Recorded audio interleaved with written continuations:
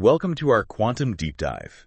Today we are plunging into a world that, well, it rewrites the rules of reality, the truly mind-bending realm of quantum physics. And we're doing it through the eyes, and really the experiments, of a pioneer who showed us just how real this bizarre world is. Yeah, exactly. Our guide today is this really fascinating essay, Anton Zeilinger, Pionier der Quantenverschränkung, by Jorgo Schneppet. And our mission, you could say, in this deep dive is to unpack the key insights, the remarkable facts from this piece about Zeilinger's groundbreaking work, and also the fundamental concepts he helped drag out of pure theory and, into the lab. Because quantum physics, right, the physics of the really small stuff, Yeah. it operates by rules that just feel, well, wrong compared to our everyday experience. As the essay points out, it's a place where particles can do seemingly impossible things, like being in multiple places or states at once. That's superposition. Or affecting each other instantly across huge distances.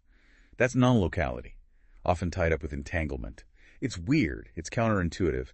And Zeilinger was key in showing us it's actually the fundamental truth down there. Okay, let's dive straight into that weirdness described in the essay, starting with those core ideas Zeilinger's work really digs into. First up, superposition. So think of a tiny particle, maybe an electron. Classically, you'd say it's in one specific state, right? Like a particular energy level. But quantum mechanics says, hold on, it can actually be in all its possible energy levels at the same time until you look, until you measure it. The essay mentions this is often represented mathematically, like as a sum of all those possibilities. The key thing, reality at that level isn't fixed, not until it's observed. So it's sort of floating in this fuzzy state of potential, and then a measurement snaps it into one definite state. Is that the gist? Oh, precisely. That's the core idea. And interestingly, this leads us right to entanglement and non-locality. Entanglement is when, say, two particles become linked, deeply linked. They share a single quantum fate no matter how far apart they are. Miles, light years, doesn't matter. And non-locality. That's the immediate effect measuring one has on the other. The essay really highlights how mind-bending this is. You measure particle A over here, and instantly, the state of particle B way over there, faster than light could ever travel between them. Yeah, that's the bit that really messes with your head. An instant connection across space. Yeah. That's what Einstein famously called spooky action at a distance, wasn't it? He thought it proved quantum mechanics was, like, missing something. Exactly the phrase spookhaft Verwirkung. He was deeply bothered by it. It seemed to break the principle of locality, the idea that things can only influence their immediate neighborhood.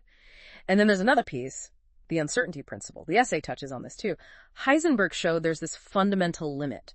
You just can't know certain pairs of properties perfectly at the same time, like a particle's exact position and its exact momentum. The more precisely you nail down one, the fuzzier the other becomes. It means the quantum world isn't deterministic like clockwork. It's inherently probabilistic. Okay, so fundamental fuzziness, spooky connections, particles living multiple lives at once. It sounds like the basic rules we thought governed everything, which is a breakdown. How did we get from that being, philosophical head scratching and math on a blackboard to something we actually believe is real? How do we prove it? Well, that really is the story of Anton Zeilinger's contribution, as the essay lays it out. He was born in Austria in 1945, studied physics, taught at the University of Vienna, but also spent important time abroad, MIT, Berkeley, getting that international perspective. Then he came back to Austria and founded the Institute for Quantum Optics and Quantum Information, the IQOQI, a major hub. So he had the deep theory background, but clearly felt that pull towards the experimental side. That's making it real. Absolutely. The essay makes it very clear his drive wasn't just theoretical musing. He wanted to deepen the understanding, sure, but crucially, he wanted to explore the applications of quantum entanglement. He was really motivated to put these bizarre ideas to the test in the lab in the real world. And that's his vital role in actually taking these really abstract concepts and finding ways to experiment with them. But he wasn't starting from scratch, right? There was some history there, some foundation he built on. Oh, definitely. And the essay traces that lineage nicely. It goes back to 1935, the EPR paradox. Einstein, Podolsky, and Rosen. They used entanglement in a thought experiment, basically arguing quantum mechanics must be incomplete precisely because of this spooky action at a distance. They thought it was a bug, not a feature. Exactly. Then, fast forward to 1964, John Bell came along. He figured out a way to actually test it experimentally. He developed what we now call Bell's inequality. It's essentially a mathematical test to see if the universe follows local realism. Local realism meaning, basically, particles have definite properties before you measure them, and influences can't travel faster than light. Okay, so if you do an experiment and the results violate Bell's inequality, Then local realism is wrong. And the quantum mechanical view with its non-locality is supported. Okay. And Elaine Aspect's experiments in the 1980s were some of the first really convincing confirmations. They showed violations of Bell's inequality, giving strong support to quantum mechanics. But Zeilinger, he took these kinds of experiments to a whole new level. His team developed really innovative, clever ways to create entangled photons, pairs of light particles, and manipulate them with incredible precision. They performed experiments showing that entanglement wasn't just some delicate thing you could barely see in a lab. It was robust. It could persist over surprisingly large distances.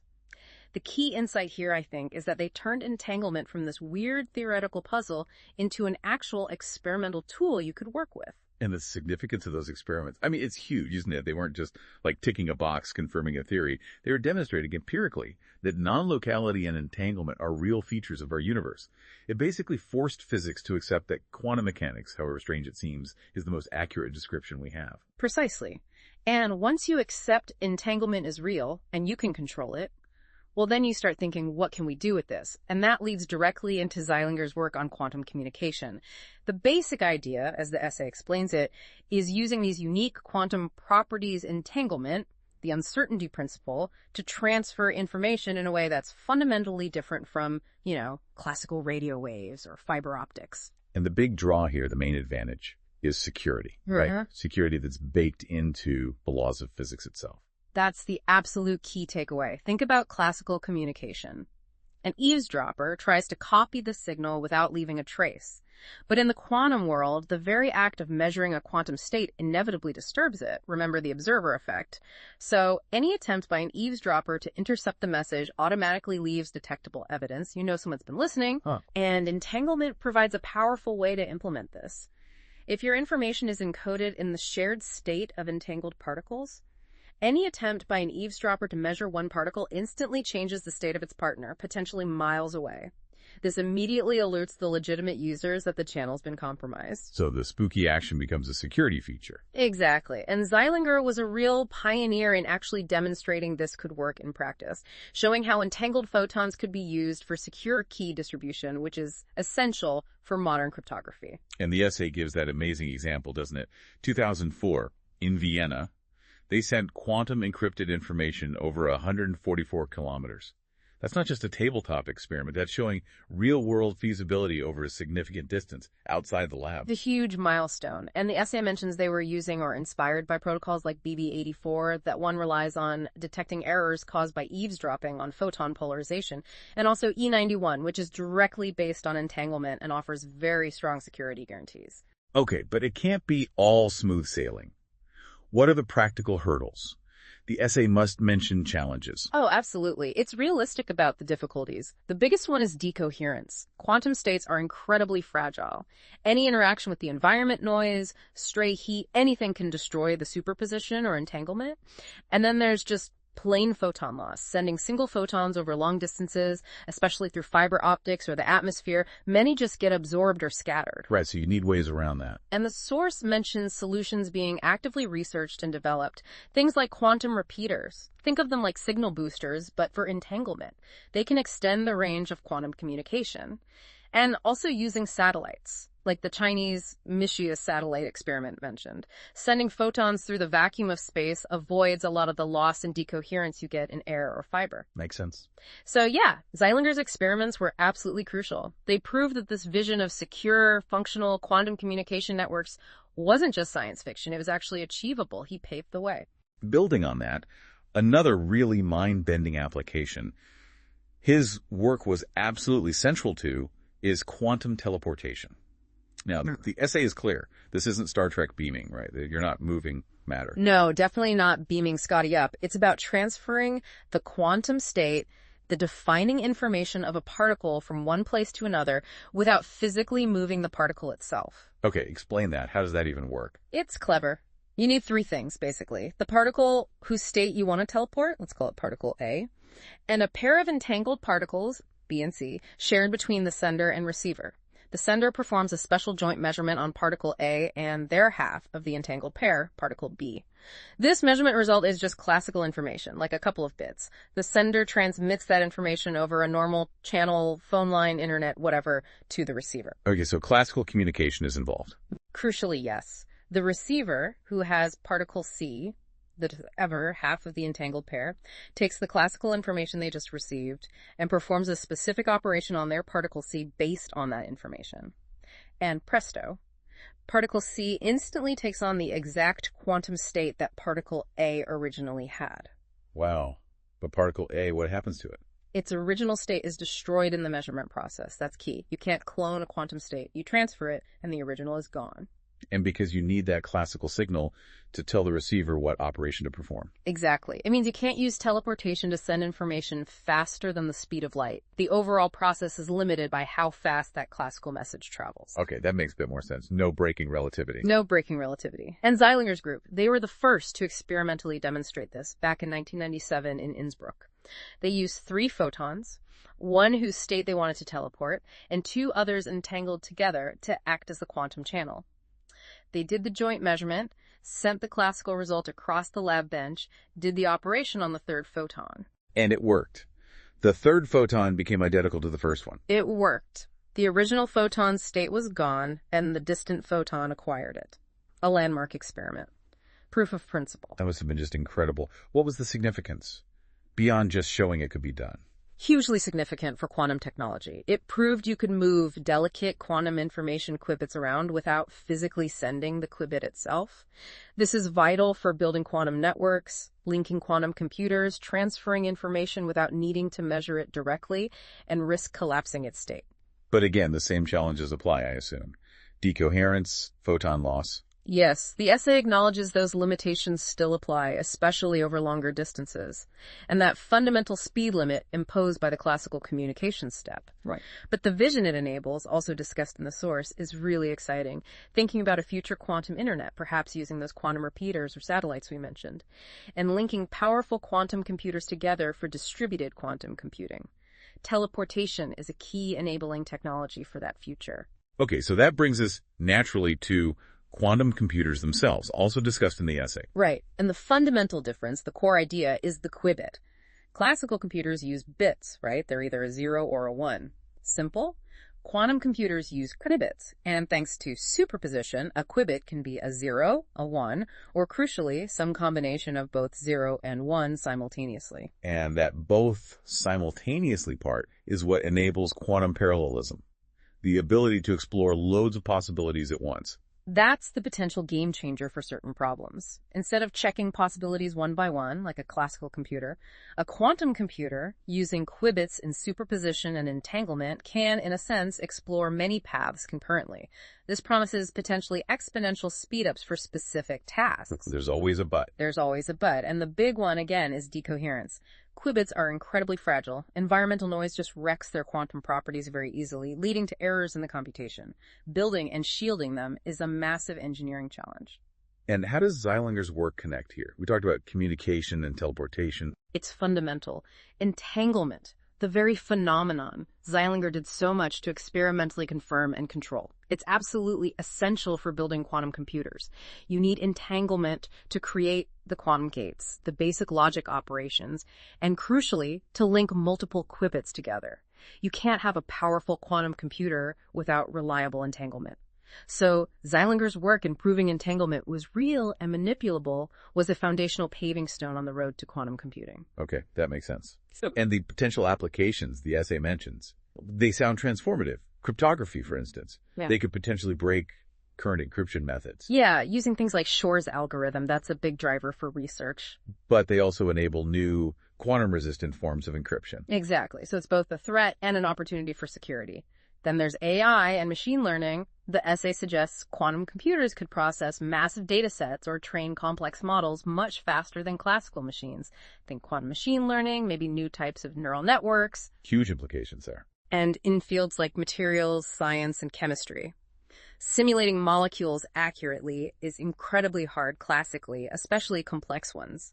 Quantum computers promise the ability to do this precisely, which could revolutionize drug discovery, catalyst design, creating new materials with specific properties, basically designing things atom by atom. So Zeilinger's fundamental physics work really underpins all these potentially world-changing technologies. It really does. His contributions help lay the groundwork for this whole quantum technological revolution we're just starting to see. But beyond the tech, the essay also rightly points out that quantum mechanics throws up some deep philosophical questions. Concepts like entanglement, non-locality, they really challenge our everyday classical understanding of reality. Space, time, cause and effect, it all looks different at the quantum level. It makes you ask, what is reality, fundamentally? Is our common sense view just like a surface appearance? And you sometimes hear connections being made to consciousness. Yes. Right? Because measurement seems to play such a key role in determining the state. Yes, the essay touches on that. Interpretations like the Copenhagen interpretation do emphasize the role of the observer or measurement. However, Zeilinger himself, according to the source material, is quite clear on this. He emphasizes there's currently no scientific evidence directly linking quantum mechanics and consciousness.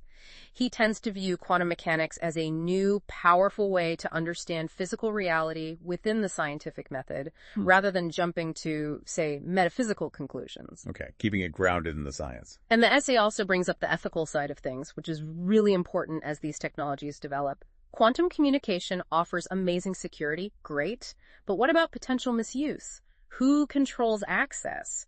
Could it widen divides? Good questions. And quantum computers. Yeah. Their ability to break current encryption is a serious concern.